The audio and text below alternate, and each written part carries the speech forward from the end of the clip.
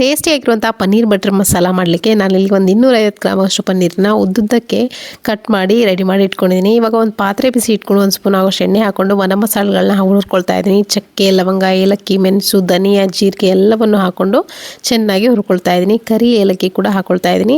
ಇದ್ರ ಜೊತೆಗೆ ಒಂದು ಈರುಳ್ಳಿ ಹಾಗೆ ಒಂದೆರಡು ಹಸಿಮೆಣಸಿನ್ಕಾಯಿ ಕೂಡ ಚೆನ್ನಾಗಿ ಫ್ರೈ ಮಾಡ್ಕೋಬೇಕು. ಜೊತೆಗೆ ಒಂದೆರಡು ಟೊಮೆಟೊ ಕೂಡ ಹಾಕ್ಕೊಂಡು ಬಾಡಿಸ್ಕೋಬೇಕು.